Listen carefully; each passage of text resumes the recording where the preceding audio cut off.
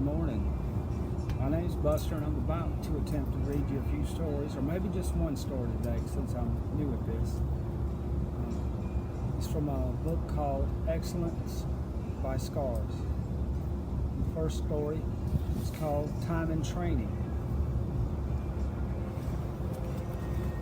I was deep in thought about these events from my childhood. For as early as I could remember, I was asthmatic. Primatene inhalers and Primatene tablets were the drugs used to treat it back then. In our living room, there was a red leather recliner, probably the only nice piece of furniture in the house. A leather recliner is where I could spend, or would spend, days and nights just trying to breathe. Cold air combined with any kind of exercise meant an absolute asthma attack. However, breathing cold air was the only thing that felt good during an attack. We cut the gas heaters off at night except during a hard freeze, and I would sit in that recliner with a quilt, just sitting there breathing, struggling to breathe. Lying down and breathing was impossible, so the recliner was my compromise. I usually kept it in rocking mode. Back and forth I rocked, just sucking air as hard as I could as I stayed awake for days. The person I feel the sorriest for, even though I was the one suffering, was my mother. As I am a parent now, to have my child suffer at all is way too much. Flashbacks of my early childhood are going through my mind. Visions of the red leather recliner. As I was forced myself to flex my neck, I kept telling myself, just keep breathing, don't quit breathing. The 6'8" tall black man's right hand was tight around my neck as he was trying or intending to end my life. He had pinned me against the wall.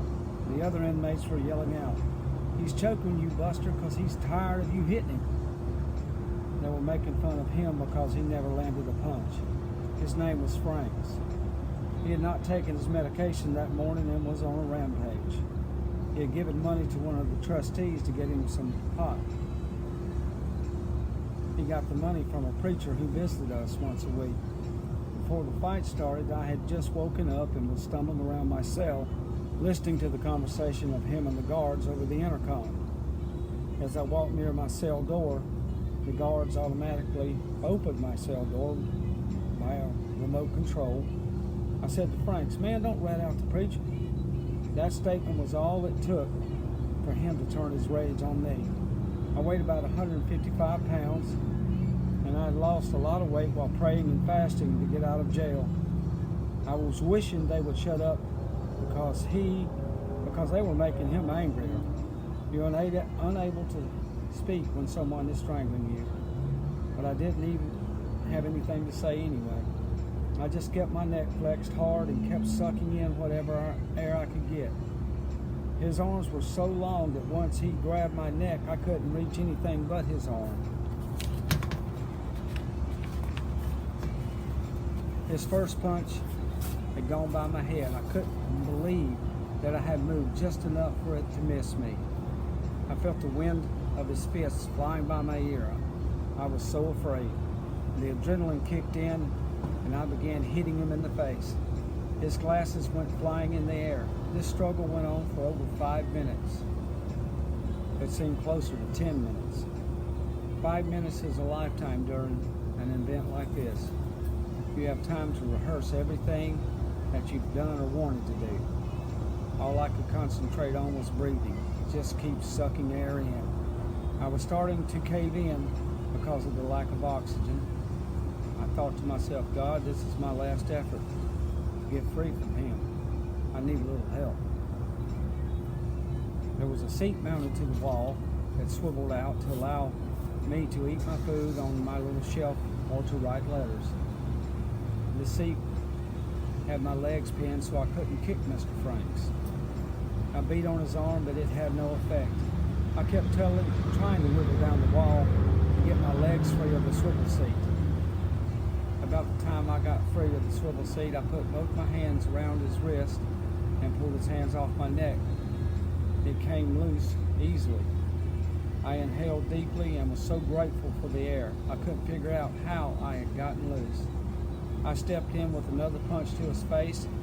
He bent down quickly and grabbed my pants at my knees and flipped me. My back hit the corner of the steel bed. The adrenaline was running so hard that there was no pain. I kept him kicked off for a few more minutes. The guards showed up and tackled him, and all of them landed on top of me. As they were dragging him out of my cell, he hollered, "Where's my glasses?" I remember those glasses. They went flying in the air on my second punch to his face. I looked around and saw them on my shelf. I walked over and pretended to play the drums on them, beating them to pieces. I raked them off of the shelf into my hands and gave them to the guard and yelled, "Here's your glasses." I had no clue that I was hurt. All I knew is that I had kept breathing. He never landed a punch, and a 6'8" man, about 300 pounds, who was a former professional football player, lost to a scared little white man. About 30 minutes later, I was wheeled into the triage due to the injury of my back. A 4-inch gash, about a half-inch deep or so, they told me. My back was sprained from top to bottom.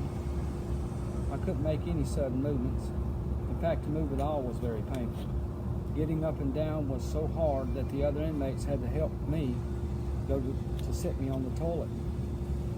On visiting day, my mom showed up to see me. Because of the fight, I was in full body shackles and handcuffs. As I walked to the visiting area, I took the path down the middle of the hall.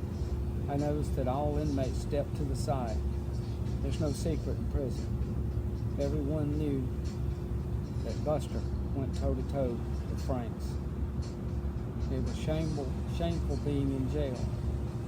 And it was shameful being in all of those chains and shackles to go see my mom. The worst part was that Mr. Franks got out the next day. So I pressed charges on him. The other inmates asked me, sarcastically, why are you doing that? I said, well, I miss him. That's what I said anyway. They took me to the courthouse in full body shackles and handcuffs.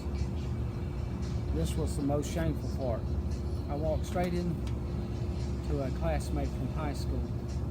If you think that you are ashamed of something that you have done, not to play it down, but it doesn't compare to that day. Jerry, I am so sorry that you had to see me and how badly I screwed up my life. When I say that, I have seen the best and worst of mankind. It is true. Franks was the worst kind. Jerry was the best kind. Member of the Honor Society with a Presidential Scholarship. Jerry, I'm proud of you. Pain goes, but shame tends to be more like a tattoo. Sometimes I feel like I'm tattooed from head to toe. I have more than paid for the errors in my life. I have a full pardon from the state of Alabama. My rights restored to me. Security clearance with departments that you could not believe. FBI, CIA, and so forth. The hardest part of all of this was, and still is, forgiving myself. It's not a stranger on the corner wearing a trench coat that will ruin your life. It is the friends that you choose. It is the simple things such as a father constantly yelling at their children that strips the child's self-esteem. The child's decision-making process is distorted ever so slowly. When the child is an adult, he or she will wonder why they put up with a bad marriage or for so long, or why they ended up in prison like me. There is a way to redeem your self-esteem. Seek a counselor. Counselor on high. Jesus is the best start. Ask him to forgive you. Plead the blood over your sins and then accept his forgiveness. Part of accepting God's forgiveness is to forgive oneself. Jesus is far more merciful than man is. Even you, even me. Life is good. Buster.